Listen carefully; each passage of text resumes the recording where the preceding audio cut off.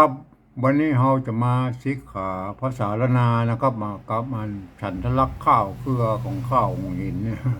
ต่อนะครับมาได้สองอย่างนะครับได้จึงภาษาละนาโดยได้จึงฉันทลักษณ์ข้าวหงหินก็หัน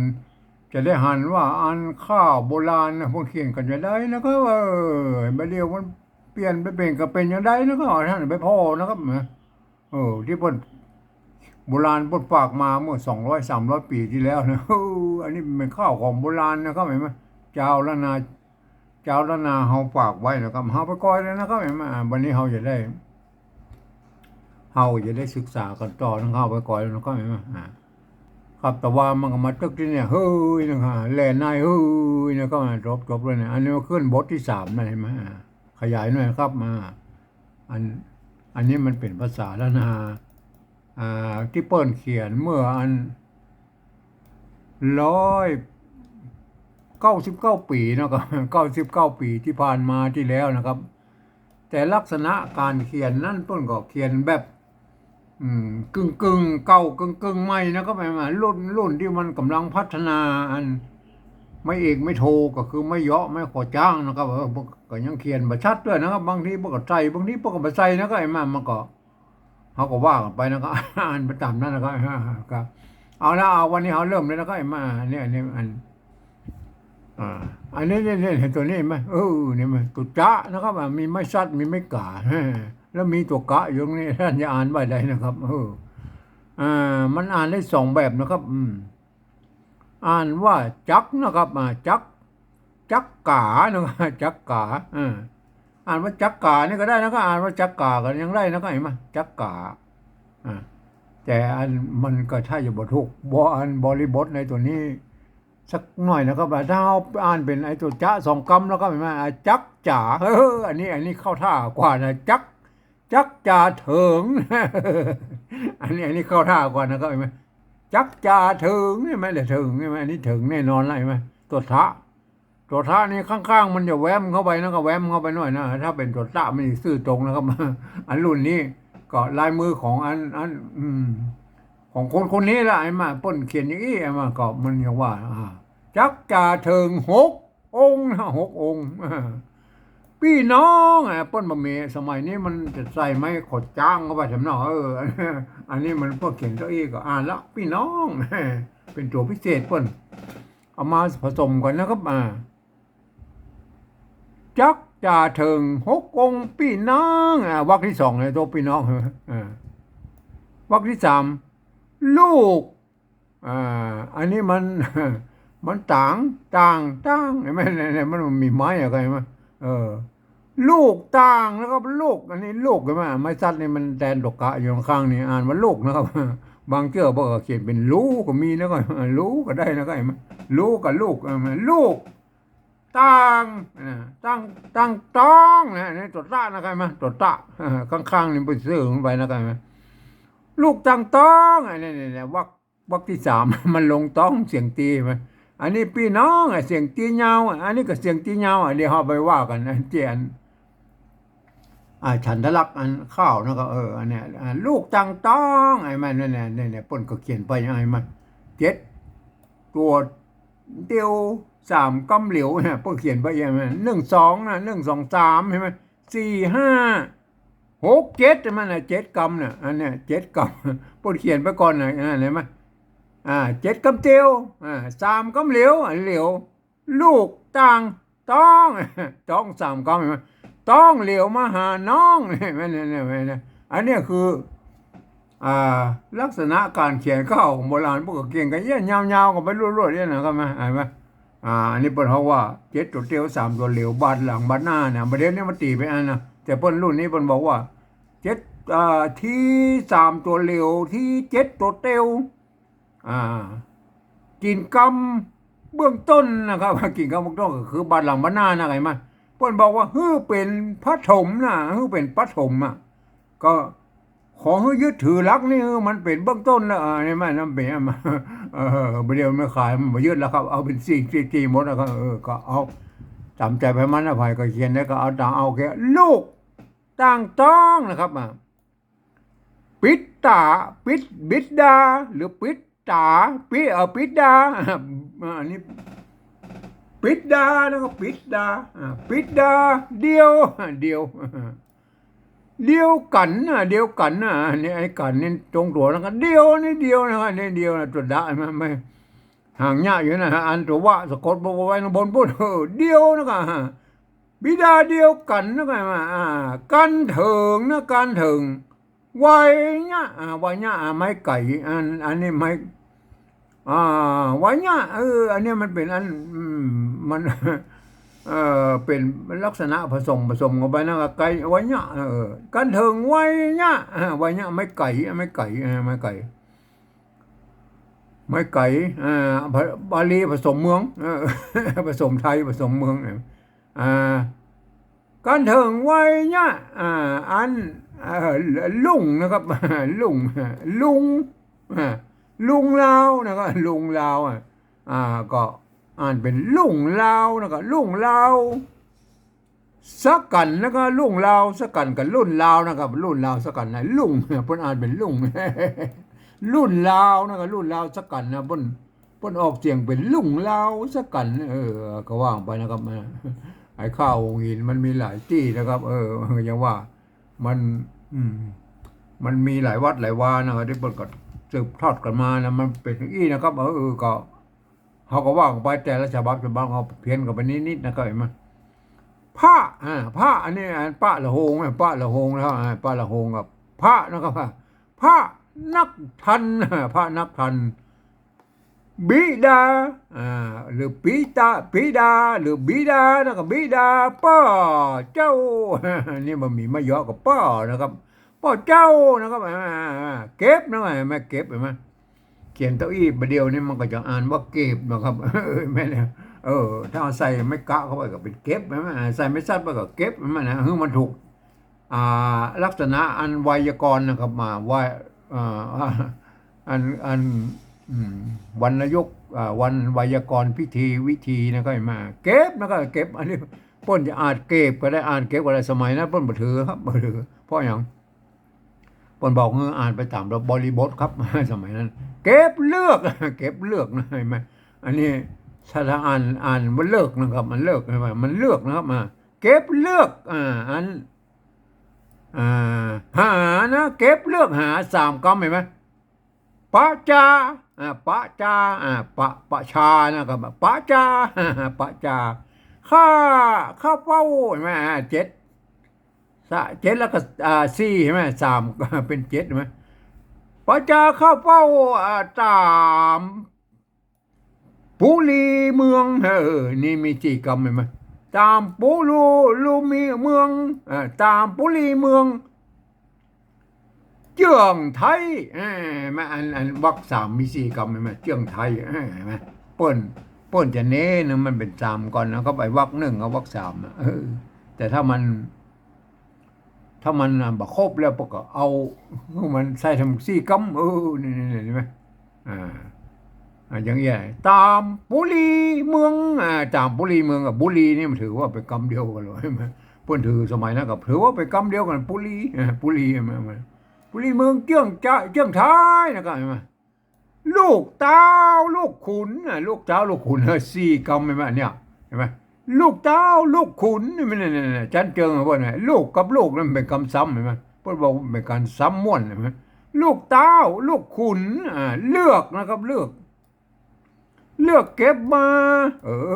ตายละเลือกเก็บมา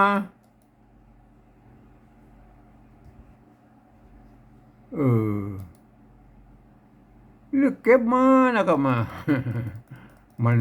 มันจักยาวไปหน่อยเมื่อกี้นะ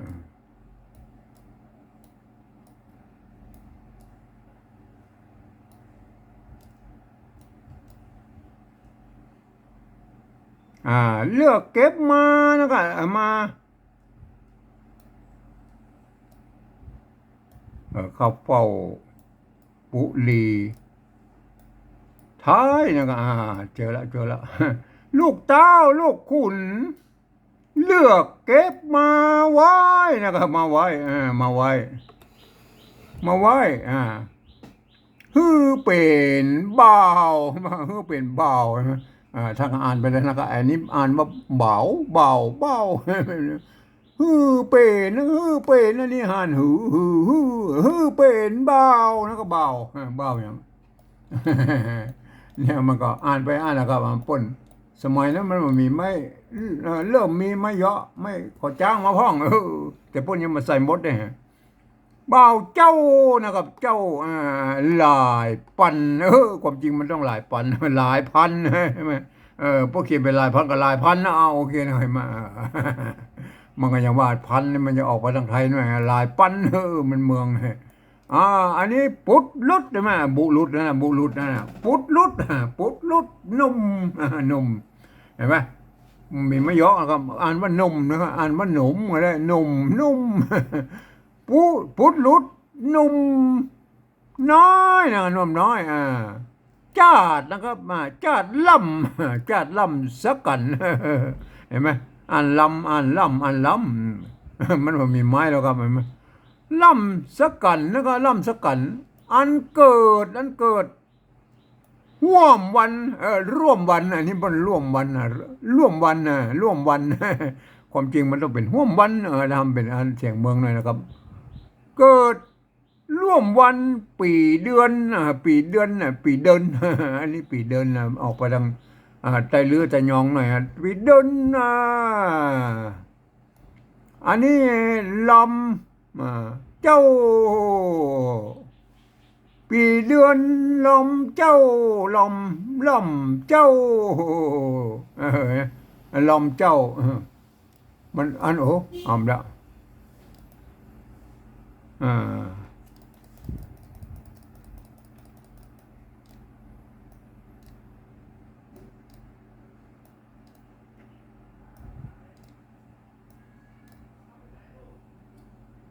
เนี่ยจาดลำจาดล่ำสักกันอันเกิดร่วมวันนะครับร่วมวันใช่ไหมร่วมวันนะครับร่วมวันปีเดือนร่วมเจ้าราชการราชการนะราชการตั้งนะครับแม่นี่มันตัวตะไม่กังมนอยู่ตรงบนก็คือตังสระอังนั่นแหละครับแม่ตั้งวันตั้งวันตั้งวันนะตั้งวันร่วมเฝ้านะครับเป็นนิรันดร์นะครับเป็นนิรันดร์นั่งนิดเป็นนิรันดร์นั่งนิดโอเคนะครับต่อไปนะครับวันนี้ก็คงเอาไปนักเพราะว่ามันจะต้องไปดูชั้นเจิงการเขียนข้าวว่าทำแล้วก็โอเคนะภาษาละนาก็เอาไปวันน้อยนะครับได้ภาษาละนาไปโจยนะครับก็อันจะได้ฉันทลักข้าวไปโจยนะครับไปดูข้าวโบราณเมื่อกี้นะอันนี้พระปิตาพระปิตาพระปิตาราชาบราชาบอนะก็บอไม่ใช่บอนะแล้วบอนั้นมันมีพิเศษมันมีก็ย้อนมียันอ่านว่าบอนะครับเห็นไหมบอนะก็อ่านบอหรือบอมาหรือบออันนี้อ่านว่าบอพิษบอพิษราชาบอพิษรักลูกฮักลูกเต้าฮักลูกเต้า6 องค์นะครับสัปปะสัปปะนี่นะความจริงมันไม่ทราบกับเรื่องสัปแล้วนะครับสัปปะโภกะนะครับสัปปะโภกะโภกะกับโภคะนั่นแหละโภกะ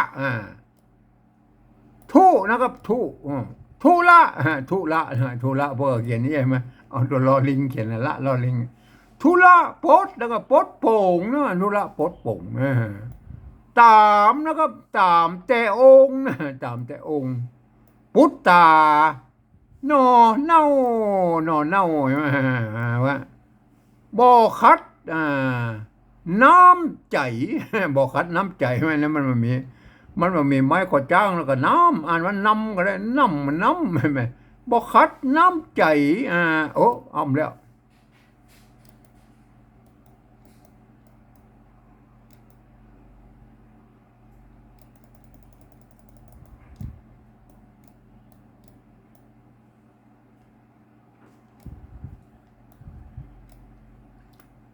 บ่คัดน้ำนะครับน้ำใจนะครับพระไทยนะครับพระไทยลูกนะครับลูกพระไทยลูกลูกอย่างไปดูลูกลูกอย่างดูพระไทยลูก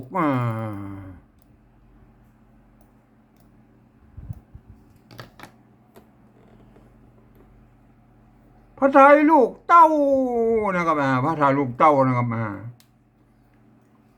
หกใจแปลงหกใจแปลงมี3 คำเห็นไหม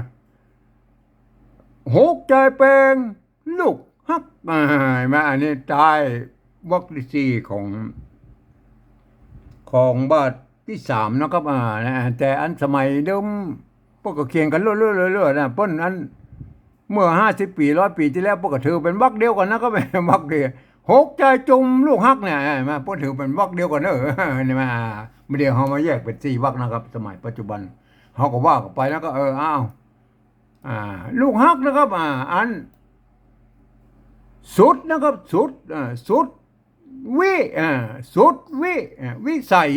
สุดวิสัยพระไทย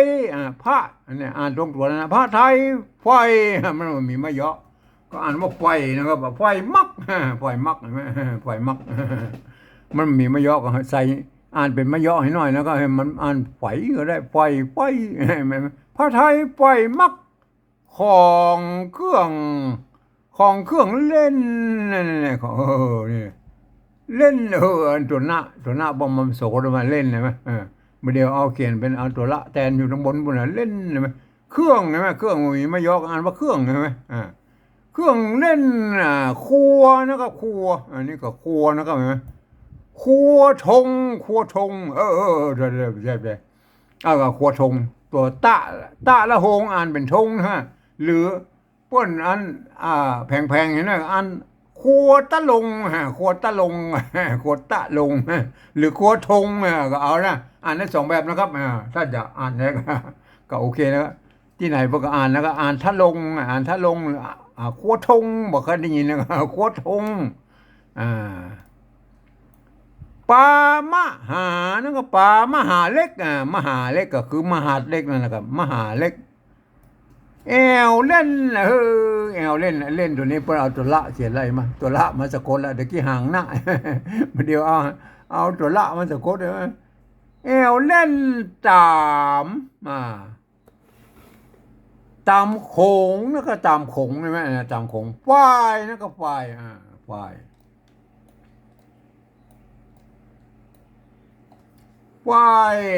ยอย่างฝ้ายสมยงฝ้ายสมยง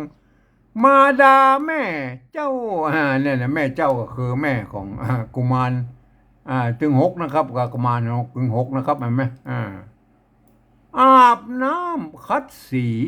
น้ำคัดสีนี่มันเป็นอันต้นของอันเจ้าเนี่ยมันเป็นอันบาทก้อมแล้วครับบาทก้อมลดละอันนี้ก็ขึ้นบาทที่ 3เลยอาบน้ำคัดสีบ่ฮื้อนะครับบ่ฮื้อมนเศร้าบ่ฮื้อมนเศร้าเห็นไหมมนเศร้าหกใจเฮามันอันเฮาเนี่ยบ่เขียน2 สัตว์มาเฮาก็ได้นะครับหกใจเฮาลูกน้อยนะครับอันนี้นะเอาจบแค่นี้ก็พอแล้วครับวันนี้เราจะไปถึงอันนี่นะเอาแค่ลูกน้อยนี่ก็พอแล้วครับเห็นไหมอันเราจะไปถึงอันถึงอันฉันทละข้าวนะครับอันนี้ที่เขาแปลงมาเนี่ยนี่มันเป็นอย่างนี้ไหมเนี่ยนะมันเขามาเขียนได้แล้วก็เขียนมาเป็นอย่างนี้จักจะถึง3 กำแล้วก็6 องค์พี่น้อง3 กำลงเสียงตียาวเห็นไหมต่างลูกต่างต้องมาลงเสียงตีมันนะตียาวเห็นไหมก็พวกเขียนมาอย่างนี้ครับเห็นไหมปิดาเดียวกันนะครับปิดาเดียวกันปิดาเดียวกันนะครับเห็นไหมปิดาเดียวกันเห็นไหมลูกต่างต้องมาเขียนมาอย่างนี้นะครับเห็นไหม อันนี้ไหมมันตีกับตีไหมตียาวกับตียาวเหมือนกันนะครับไหมเขาไปกอยอันนี้ตะกี้เขาหันภาษาของพวกเรานะเขาไปกอยอันภาษาอันฉบับของลำปางนะครับฉบับของลำปางนี่ปุ่นเขียนมานะฉบับของเอาของอันนี้ก่อนอันนี้ก็ของ อันนี้ก็ของงานฉบับของเจ้าสุริยวงศ์เชียงใหม่นะครับจักจ่าเทิงหกองค์พี่น้องลูกจากต้องไหมมารดาเดียวกันฮะมารดาอันนี้กับมารดาเดียวกันนะครับไอ้มารดาเดียวกันนะฮะอันนี้ฉบับเดียวกับอันนี้ฉบับเชียงใหม่นะครับเอาไปดูอันฉบับอันนี้ฉบับของอันลำปางมามันตกหล่นไปนะครับเห็นไหมลำปางเนี่ยลำปางมาเห็นไหมจักจ่าเถิงหกองค์พี่น้องนะครับเปิ้นหายไปบักนะครับปีปิดดาปิดดาเดียวกันมันหายไปบักกันไหมเนี่ยผมก็เลยเอามารุ่นนั้นนะครับรุ่นนั้นมันก็เป็นอย่างนี้มันเห็นไหมรุ่นนั้นมันเป็นเอี้ยมาโทษทีไหลฮะกันน้อยผมก็เลยก็เอามาเขียนเป็นอันเมื่อ13 ปี14 ปีที่แล้วนะครับที่ได้มานะก็จักจ่าเถิงโหพี่น้องมันนั่นผมก็เลยอันชำระก็คือก็ตั้งคันห้องพิดาเดียวกันนะครับอันนี้คือชำระนะครับอันนี้ชำระอันที่มันตกหล่นไปนะใครมามันก็กลายเป็นอันห้องน้องไงมันอันห้องเป็นเสียงโทพิเศษน้องเป็นเสียงจีนะครับอันนี้คือฉบับของลำปางนะครับโดยการชำระนะครับโดยการชำระนะครับท่านเดี๋ยวอันมาเดียวนี้เรามาเจอของนี่เขามาเจอของฉบับอันปัจจุบันเนี่ยที่กำลังอ่านเนี่ยใช่ไหมอันนี้เปิ้นจักจ่าเถิงหกองค์พี่น้องลูกต่างต้องปิตาเดียวกันนะเห็นไหมมันกลายเป็นเสียงตีอัน2 อันนะเฮาก็โอเคนะครับอันโบราณมาเขียนมาอย่างนี้ก็เฮาก็อนุโลมนะครับมาไผเขียนมาอย่างนี้ก็ว่ากันไปนะครับแต่อันนี้มาเจออันวรรคที่3นี่ยังมาเจอไอ้เสียงตีตายเจอนะครับมันมีนะครับมันมีป้นลงเสียงตียาวก็โอเคนะก็ว่ากันไปนะก็โอเคมันมีตัวอย่างก็เฮาก็ยอมรับกันแล้วครับเห็นไหมโอเคครับอัน7ตัวเตียว3ตัวเร็วอย่างไรกัน1 2 3เห็นไหมวรรค1มี3 กำเห็นไหมวรรค2 1 2 3 4 4 กำเห็นไหมอันนี้ก็คือ2 วรรคนี่คือรวมกันเป็น7 ตัวนะก็เป็น7 ตัวเตียวไปก่อนดุม3 ตัวเร็วลูกตั้งห้องลูกตั้งต้องอัน3 กำเห็นไหม3 กำเหลียวต้องเหลียวมาหาน้องเนี่ยมันเป็นไหม3 กำเหลียวใช่ไหม3 กำเหลียวอันกินกำเบื้องต้นกินกำเบื้องต้นบ่ไหวเลยผมว่ากินกำเบื้องต้นก็ไอ้เบื้องต้นที่เขียนมาหมดเนี่ยใจรักกันอันนี้หมดแต่มันบอกเป็นปฐมเป็นปฐมก็คือปฐมมาบทในการเขียนข้าวของพวกนั้นมันต้องเขียนไป7 ตัวเตียว3 ตัวเหลียวบ้านหลังบ้านหน้าเนี่ยที่กับมาเดียวเนี่ยมาเดียวกลายเป็นจีหมดเลยมันเป็นอย่างนั้นมันข้าวอันโบราณเปิ้นเป็นอย่างนี้นะครับเปิ้นเขียนเน้นหรือเป็นอันวรรคละ1 วรรคที่ 1 วรรคที่ 3เนี่ยคือเน้นเป็น3 กำก่อนนะก็เป็นนั่นน่ะถ้ามันอันบ่ฮู้เรื่องเด้อมันยังขยายความบ่ชัดเด้อก่อนขยายให้เป็น4 กำได้อันนี้เปิ้นอย่างอันน่ะเปิ้นอย่างไอ้แม่อย่างเอี้ยมันเห็นไหมอันขึ้นบาทอันบาทกอมอะไรมากันถึงไว้เนี่ยไอ้แม่ไว้เนี่ยไอ้แม่มันเฮานับแต่มันก็เป็น4 กำอะไรแม่นะเบไหมเมื่อมัน3 กำมันแบบชัดก็อนุโลมเป็น4ได้ไหมมันเป็นยังไงไหมเนี่ยอันวรรคที่ 3เนี่ยพระนักทันเนี่ยก็กลับมาเป็น3ได้มัน3 กำมันหู้เรื่องแล้วก็เอาแค่นั้นก็พอนะมันต้องเอาอย่างมันเติมเนี่ยเป็น4ใช่ไหมมันเป็นยังไงไหมมันเป็นข้าวจ้อยลูกครับเมื่อข้าวจ้อยเนี่ยถ้าวรรค1 วรรค 3เนี่ยมันเป็นอัน3 กำเนี่ยครับการจ้อยนั่นมันคือการเอื้อนนะครับมันจะเอื้อนได้ยาวครับแต่ละกำโดยเฉพาะเสียงจัตวานะมันจะเอื้อนเลี้ยวไว้เลื่อนมาได้ยาวนะก็ได้ยาวมันเอื้อนเนี่ยมันไม่ใช่เหมือน อันข้าวสมัยมาเดียวนะครับที่เพิ่นเอาอันห้ำกะโลงอันที่วัดพระธาตุอันละปูนนะครับอันที่อันเพิ่นเอาไปห้ำกะโลงกันนะอันนั้นเป็นลักษณะ444นะครับมันคือเพิ่นจะไปแบบหญ้าย่ำไฟนะครับมันกระลึกกับเพิ่นเป็นสามมาได้นะมันมากระลึกมาได้ก็มันมาลงจังหวะเพิ่นนะครับมันจะต้องวักละ4นะอันนั้นคือจุดประสงค์ของเพิ่นเป็นอย่างนั้นนะครับมาเดียวอันเจ้าละนาก็ไปเฮียนแบบเปิ้นเอามาโมดนะครับจามข้าวอันที่เปิ้นเอาประกวดไอ้ละปูนน่ะก็เอามาเขียนกับมดแล้วก็โมแล้วก็ลืมข้าวหมู่นี้หมดนะครับก็ลืมข้าวไอ้7ตัวเดียว3ตัวเหลวเนี่ยว่ากันบ่ได้นั่นแต่บ่เขียนก็บ่เขียนแล้วมันเขียนปุ้นซีหมดอะไรมาเอาวันนี้ผมอธิบายถึงข้าวโบราณเปิ้นข้าวหงหินเนี่ยเอาเฮากันนี้เฮามาถึงอันบาทที่2แล้วก็คือบาทก้อมข้าวก้อมเห็นไหมกันถึงไว้เนี่ยไว้เนี่ยใช่ไหมโอเคขยายหน่อยเนาะขยายมันได้แล้วโอเคมันน่าจะกันถึงไว้เนี่ยนะไว้เนี่ยถึงไว้เนี่ยลงด้วยเสียงตีต่ายตีสั้นเนี่ยมาเมื่อเดียวเขาเอาเสียงจัตวามันใส่ก็มีนะมันเป็นยังไงมั้ยอีแต่เปิ้นมีเสียงตียาวก็เสียงตีสั้นแต่อ้อนนะครับเห็นไหมอันเสียงตีอันที่มันเทียมน่ะมันบ่ใจนะครับอย่างคำว่ามดนะครับคำว่าอกเนี่ยมันบ่ใจนะครับอันจะไปเฮียนแบบอันเจ้าอันลูกหลานไตลือเนาะแหละที่จังแป้นน่านพะเยาจังไห้ลำปางมันนะครับเปิ้นอกเนี่ยเปิ้นออกเสียงอกจักตายอกจักตายมันอกนะครับอกนะครับมันอกนะมันเขาก็ไปนับอันไปอันคิดว่ามันเป็นเสียงตีก็มันใจนะครับอันสั้นพญาพรหมนะเปิ้นเป็นลูกหลานเจ้าไตลือลำปางโดยกำเนิดนะครับเปิ้นเข้าใจนะครับเปิ้นบ่เอานะครับไอ้เสียงมันนั้นเอามาใส่ตะนี่นะครับ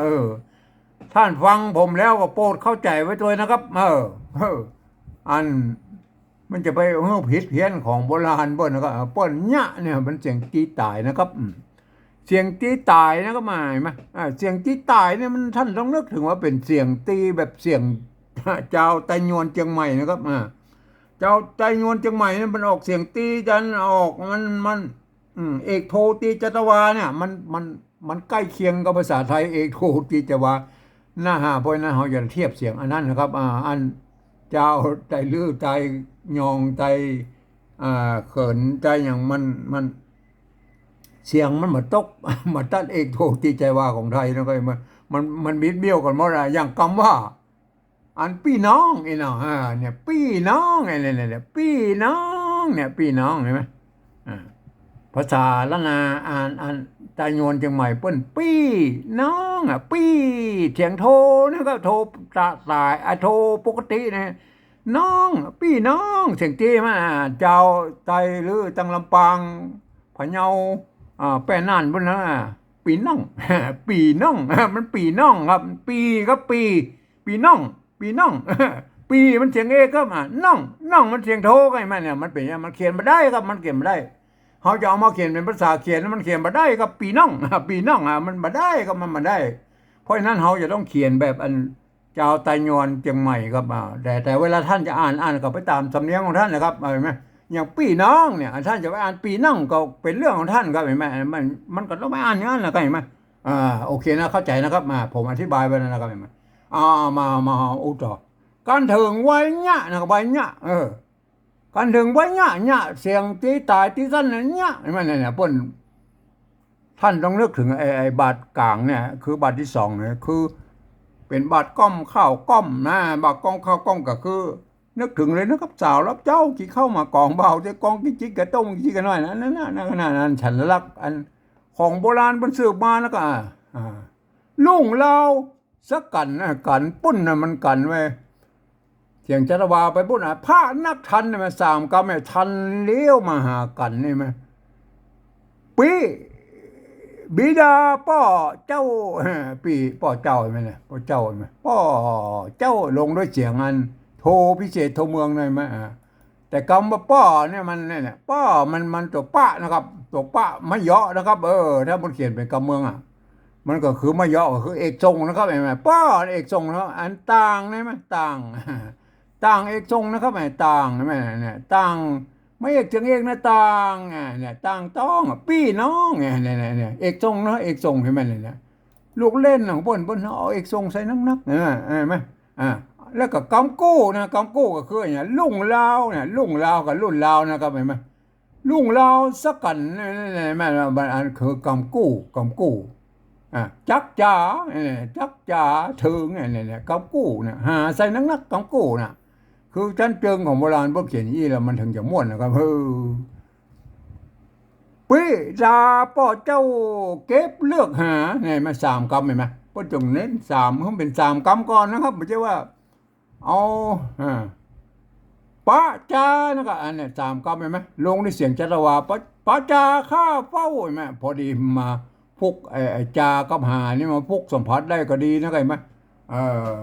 ความจริงมันบ่สัมผัสก็ได้อย่างเช่นเนี่ยจ่าเทิงหกองมันบอกเงอยู่แถวนี้นะไงไหมอันนี้เนี่ยไอ้แม่บอกมีสลาไว้ตรงเนี้ยก็เพ่ไปซักกันอยู่ตรงไหนบนไอ้แม่เปิ้นประจำเป็นจะต้องเอาอันสละมาสัมผัสครับแต่ถ้ามันฟุกสัมผัสอย่างนี้ก็ได้ก็ดีนะหาก็จาเนี่ยไอ้แม่อันนี้ถือว่าฟุกสัมผัสครับไอ้แม่อ่าแต่เปิ้นจะเขียนว่าเป็นปัจจานะปัจจานะวาจามันไปพุกสัมผัสเองมันอย่างนี้ประเดี๋ยวนี่เอาสละมาสัมผัสกันโม้ได้มาเลยข้าวเลยบูเรื่องเลยใช่ไหมโอ้มันมาอุ้มได้ไหมเอานั่นน่ะหาปัจจาข้าเฝ้าปุ่นไปกับเจ้าเลยข้าเฝ้าไหมตามปุรีเมืองเกี่ยงไทยไหมเนี่ยเฝ้ากับเมืองเนี่ยไหมประเดี๋ยวนี้เอาปัจจาข้าเฝ้ามามัวเมาเกี่ยงไทยมาเอาสาระเอามาใส่เนี่ยบัดป้อมบัดต้องแล้วก็บัดต้องเอามันหูเรื่องแล้วก็เอาบัดต้องเข้าเฝ้าอยู่ที่ไหนก็ตามเมืองน่ะตามปุรีเมืองก็ตามเขตเมืองเขาเนี่ยก็ปุรีเมืองอะไรมามันเป็นมามันหูเรื่องกันลงปัจจาตามปุรีเมืองเกี่ยงไทยเจื่องไทยหรือเจื่องไทยน่ะมันเป็นเอกทรงไทยลงจึงจีไหมเอกทรงเจื่องใช่ไหมมันเป็นเสียงโทปกตินะครับเห็นไหมก็เป็นเอกทรงนะครับต่อไปนะครับมาถึงบาทที่สามลูกเต้าลูกขุนมันสามคำมาได้ปกอนุญาตแล้วเป็นสี่คำได้เก็บเลือกมาไว้ไทยบนอะไรไหมเป็นเบาเจ้าไอ้ไหมหลายปันไหมเป็นเบาเจ้าเจ้าก็ไว้ไหมเนี่ยเปิ้นไม่ใช่ว่าเลือกเก็บมาไว้มาบ่ได้น่าอย่างมั่วเอาสลายใส่มาจะประจำเป็นนะครับมาเปิ้นหัวเรื่องกับปอนะครับเก็บมาไว้เป็นเบาเจ้าใช่ไหมมาเป็นเบาเจ้าเบาของอัน6 องค์นั่นน่ะ6 องค์หลายปันแม่ลงด้วยหลายปันเห็นไหมลายปันน่ะเสียงจัตวาสามัญเนี่ยของพญาพรหมก็จะมีจัตวาสามัญด้วยนะของงงหินนี่ก็จะมีเสียงตีแทรกมาเป็นกำนะครับแม่เสียงตีสั้นตีตายโอเคนะครับก็ท่านก็ไปคือดูอันจันเจิงการเขียนข้าวของโบราณมาไว้นะครับต่อไปถึงบาดก้อมได้ไหมบุตรลุดนะปุดลุดกับปุดลุดหรือบุตรลุดนุ่มน้อยมันน้อยเสียงตีไหมที่เงาฮะท่านนะท่านต้องเลือกนะว่าไอ้วรรคที่หนึ่งเนี่ยของบาทก้อมนี่จะลงเลยเสียงตีนั่นก็ไม่ใช่เอาเสียงจัตวามาใส่นะก็เห็นไหมไม่ได้เอาเสียงไว้เลยไม่ใช่หนุ่มน้อยหนุ่มเห็นไหมเอกทรงหนุ่มน้อยเอกทรงนะครับแถมมาเป้มันเป็นนอใช่ไหมมันเป็นใช่ไหมอักษรกู้ใช่ไหมจาดล่ำสักกันนะครับจาดล่ำน้อยมันมีสระออยตรงนี้เลยไหมเปิ้น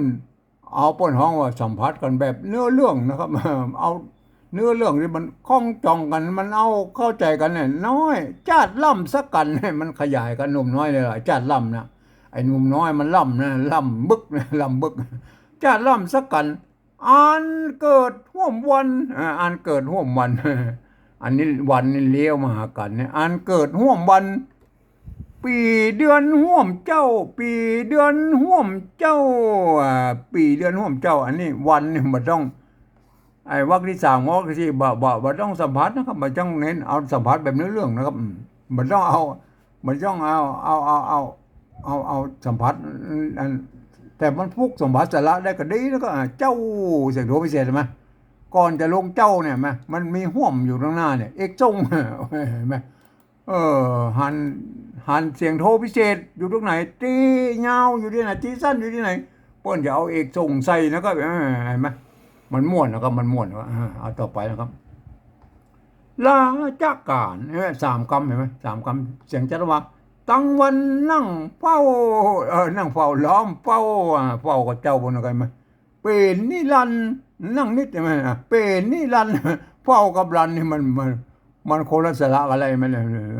เฝ้ามามามากินเหล้าเมากันนี่ไม่ใช่นะครับมันเปิ้นเมาไงเป็นเฝ้าอย่างนั้นเฝ้าเป็นนิรันดร์เฝ้า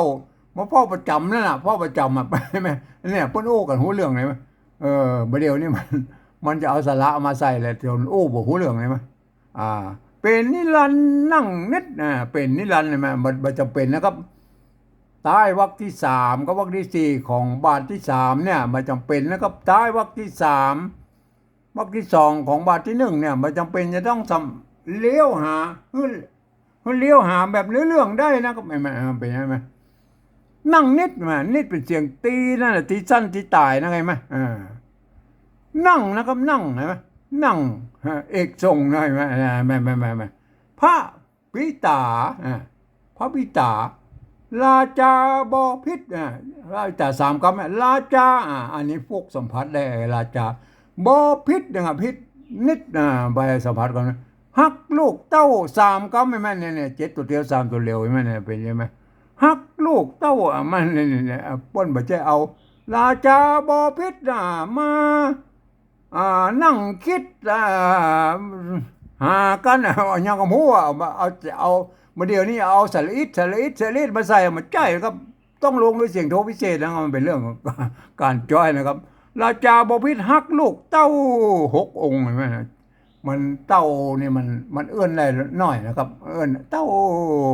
6 องค์นะแล้วพิษเนี่ยมันเอื้อนมาได้ครับพิษนิดมันยั้งละมันเอื้อนมาได้ปนเบามาจ้อยนะครับปนเบามาจ้อยนะครับเอาละต่อไปถึงบ้านก้อมแล้วสัปปะโพกะเนี่ยกะเห็นไหมกะเสียงตีตายตีสั้นยังไงมันเนี่ยไหม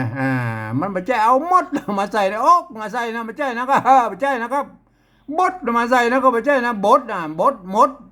อกเนี่ยมันจะเอาถ้าเป็นเสียงจัตวาแบบอันเจ้าตายโยนจังใหม่แล้วมันต้องเอามาใส่นะครับมันต้องเอามาใส่สัปปะนะครับสัปปะนี่เป็นจบเลยนะสัปปะนะครับสัปปะโพกะโพกะนะครับทุละพอดีมันสละมันสัมผัสกันได้ก็โอเคนะครับทุละปดป๋งปดป๋งปอนะครับปอเนี่ยปอ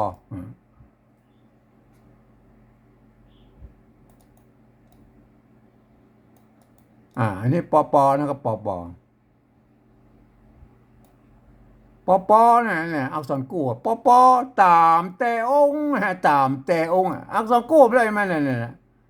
หาใส่นั่งก็ตามแต่องค์เลี้ยวมาหาปงเนี่ย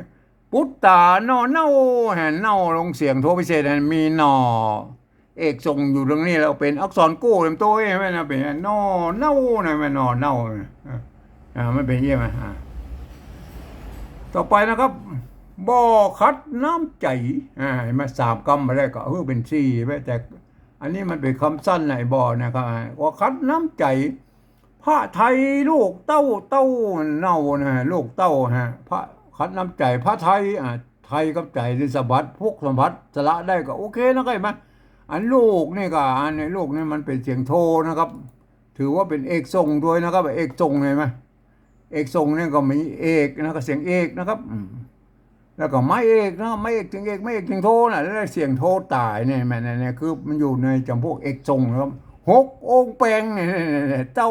มีเอาอยู่นี่แหละเป็น6 องค์แปลงเนี่ย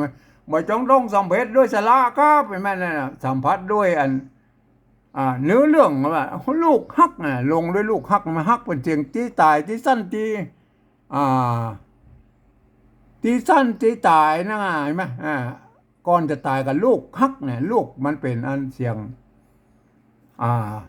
อันเป็นเอกทรงนะครับเป็นเสียงโทปกติแล้วก็มาต่อไปสุดวิสัยสามกำนะผ้าไทยไทยก็ใส่มันพวกสัมผัสได้ก็โอเคผ้าไทยไฟมักไปหักป้นเห็นไหมของเครื่องเล่นเนี่ยมาเอาสลักมาไว้ตรงนี้นะก็วรรคที่สามเนี่ยไหมมาแจ้ผ้าไทยไฟมักมาเอิญมาตักแถมกำมันแจ้นะก็มันมาใจนะก็มันไหมเปิ้นบอกว่าผ้าไทยไฟมักของเครื่องเล่นขวดส่งขวดท่าลงขวดส่งเอาแค่นั้นแม่เปิ้นจำไว้นะครับว่าจำเป็นจะต้องสัมผัสกันนะครับวรรคที่สองกับวรรคที่สามใต้วรรคที่สองกับวรรคที่สามของบาทที่หนึ่งกับบาทที่สามเนี่ยมันจำเป็นจะต้องสัมผัสกันนะครับเห็นไหมแต่ถ้าสัมผัสได้ก็ดีนะครับก็โอเคนะครับจน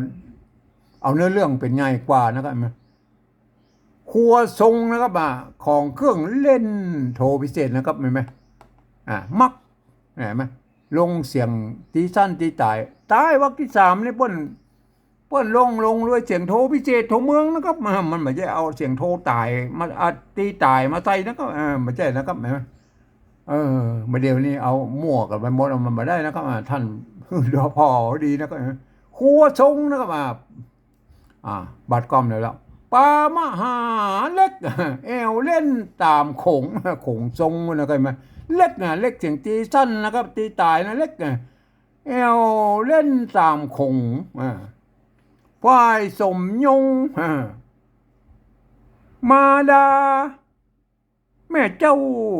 แอวเล่นเลยไหมแม้กระทั่งแอวเล่นเลยมันเล่นอยู่ดังกลางเว้ยนะเพิ่นยังเอาแอวมาใส่เนี่ยเอาเอกจงอยู่ตรงนี้ไหมเนี่ยนะเว้ยมา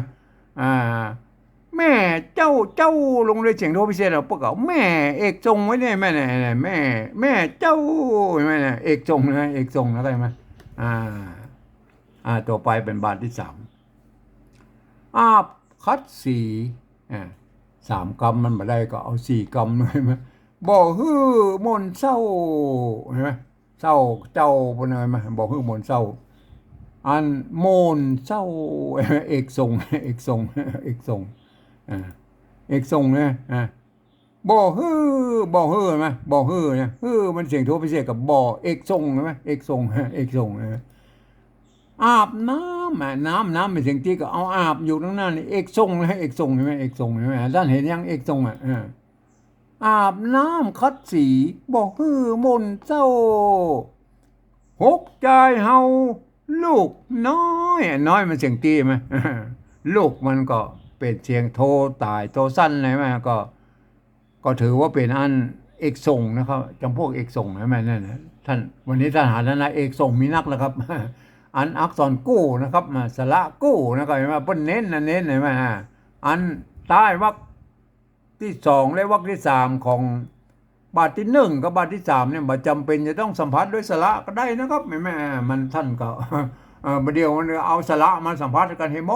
ดแต่ก็ว่าจนบอกใครหูเรื่องไหนไหมมันก็เลยอันอิจใจแล้วมันฉันทะลักข้าวมันจะเพี้ยนกับไม่มดนะก็เห็นไหมอันนี้เห็นไหมอันเปิ่นเป็นข้าวจ้อยนะก็เห็นไหมจักจะถึง6 องค์ปีน้องลูกต่างต้องปีตาเดียวก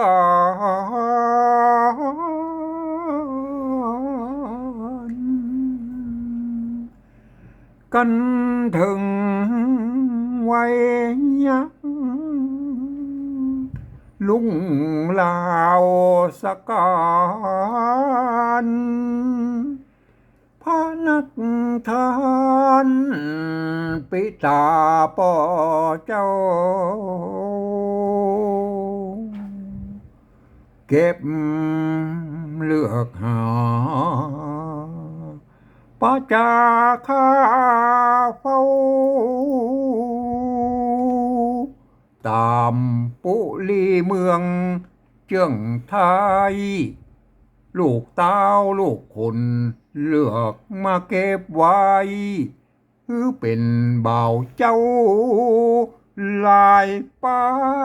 นบุตรบุรุษหนุ่มน้อยจาดลำสักกัน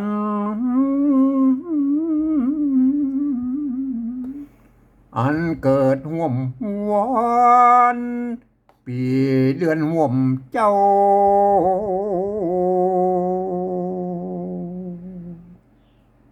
ลาชการถึงวันล้อมเป้า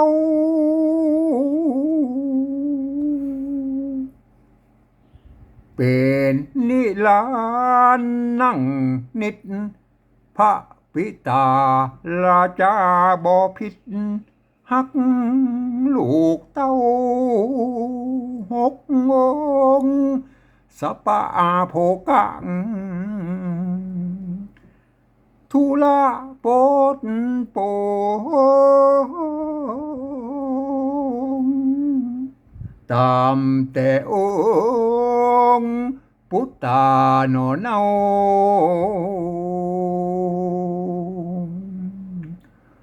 บกคัดน้ำใจพระไทยลูกเต้าหกจ่ายแปลงลูกหักสุดวิสัยพระไทยไฟมักของเครื่องเล่นครัวทรงป่ามหาดเล็ก